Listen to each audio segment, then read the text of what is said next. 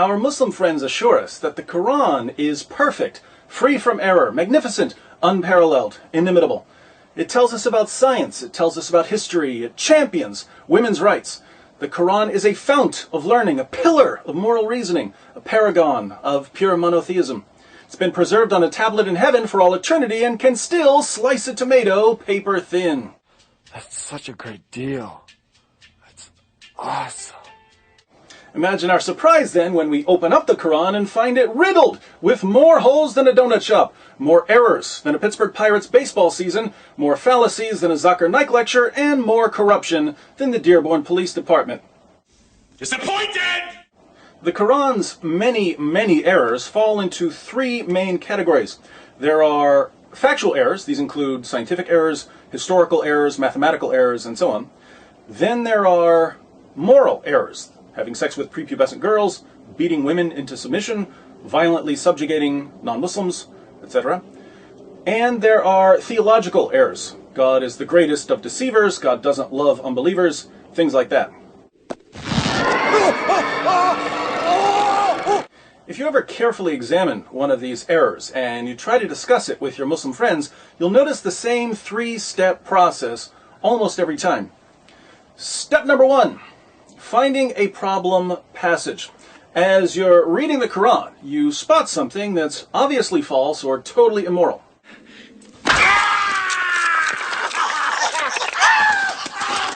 So you read it again. Still wrong. You examine the context. Still wrong. You try reading it backwards. Wrong, wrong, wrong. And by now you're thinking, Muslims have a problem here. Maybe I should take this to my Muslim friend to see if he can explain it for me. Friends do things together. La, la, la, la. Step number two, the miracle of reinterpretation. When you bring the false or immoral passage to your Muslim friend, he reinterprets it for you, magically transforming it from a thoroughly embarrassing, silly, or wicked teaching into something that's not quite as offensive to the intellect or to our sense of right and wrong. Yes, Allah said one thing, but what he really meant was something totally different. At this point, you're wondering why Allah didn't say what he actually meant in his perfectly clear book. Well, that don't add up. Step number three. Muhammad blocks the reinterpretation. Just when your Muslim friend thinks he's finally come up with an interpretation of the Quran that won't force him to commit intellectual or moral suicide, you go to the Hadith and the commentaries to see how Muhammad and his companions interpreted the passage. That's when you find out that Muhammad and his companions totally contradict your friend's reinterpretation. You feel bad because your Muslim friend really, really wants to rescue the Quran. Unfortunately for him, his prophet had a hard time keeping his mouth shut. Shut up! Let's open up a Quran so we can see this three-step process in action. Step number one, finding a problem passage. Here we simply need to start reading until we find an error, a mistake, a blunder. Oh, here's one. Step one doesn't take very long. In Surah 18, 83 through 86, we read, "And they ask you about Dhul Qarnayn." Dhul Qarnayn is supposedly Alexander the Great. "Say, I shall recite to you something of his story. Verily, we established him in the earth, and we gave him the means of everything. So he followed away, until when he reached the setting place of the sun, he found it setting in a spring of black, muddy, or hot water, and he found near it a people." This passage seems to be saying that Alexander the Great traveled so far west, he found the place where the sun sets. Where does the sun set? It sets in a spring of muddy water. And people live there.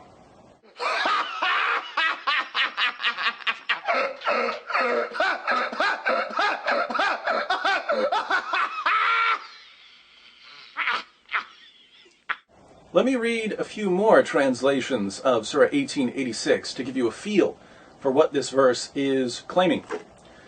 Pickthall translation. "Till when he reached the setting place of the sun, he found it setting in a muddy spring and found a people thereabout. Yusuf Ali. Until when he reached the setting of the sun, he found it set in a spring of murky water. Near it, he found a people. Shakir. Until when he reached the place where the sun set, he found it going down into a black sea, and found by it a people. Arbery. Until when he reached the setting of the sun, he found it setting in a muddy spring, and he found nearby a people.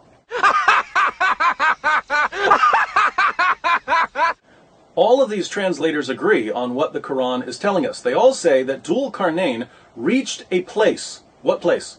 The place where the sun sets. Is there a place where the sun sets? No. Could Alexander the Great have reached it? No. But the Quran says he did.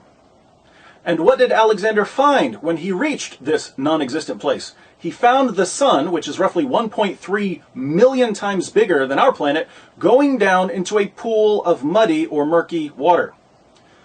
Does the sun set in a pool of murky water? No. Do people live there? No. So we have multiple errors in this verse. I try, really I do, but everything ends up so hilarious. I can't help. Step number 2. The miracle of reinterpretation. The Quran claims to be perfectly clear. Oddly enough, Muslims constantly find it necessary to clarify this perfectly clear book for us. Let's see if Muslim apologist Zakir Naik can help us understand what Allah really means in Surah 1886. What's Allah really trying to say when he tells us that Dhul Qarnayn reached the place where the sun sets?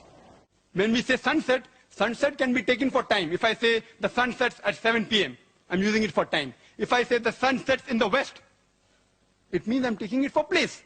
So here if you use the word Maghrib for time, so Zulkarnain not reached that place of sunset, use it at time.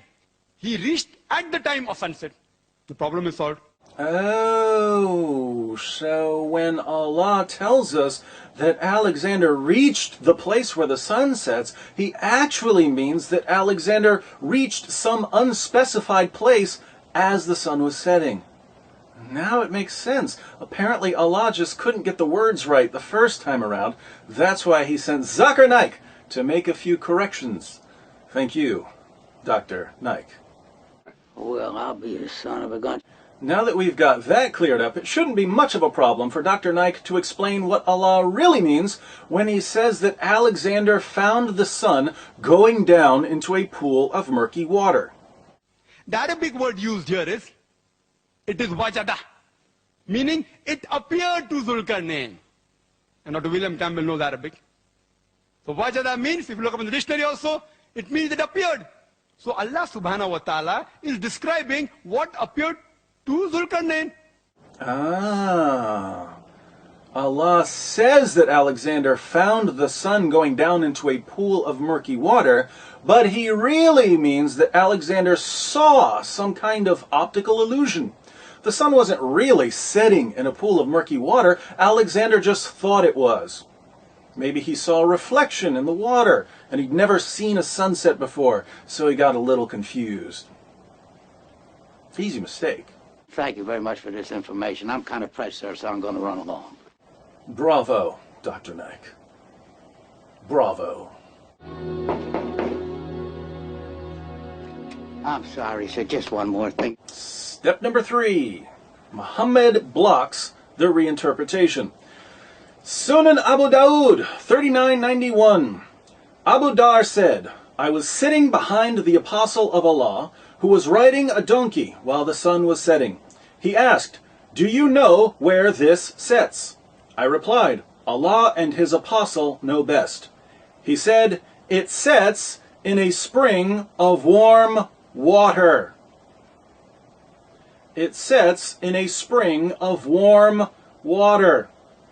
Where does the sun set? According to Muhammad, it sets in a pool of water. So is there a place where the sun sets? Sure there is. Could we reach this place if we traveled far enough? No reason we couldn't. Make 'em laugh, make 'em laugh, make 'em laugh. Now, how are Muslims going to reinterpret this one? The hadith we read has nothing to do with Alexander the Great, so they can't say, oh, Muhammad just meant that Alexander saw a mirage.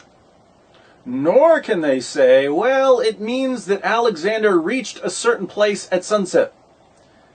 In this Sahih narration from one of Islam's most trusted collections of ahadith, Muhammad, not Alexander the Great, not Zakir Naik, Muhammad tells one of his companions about the sun.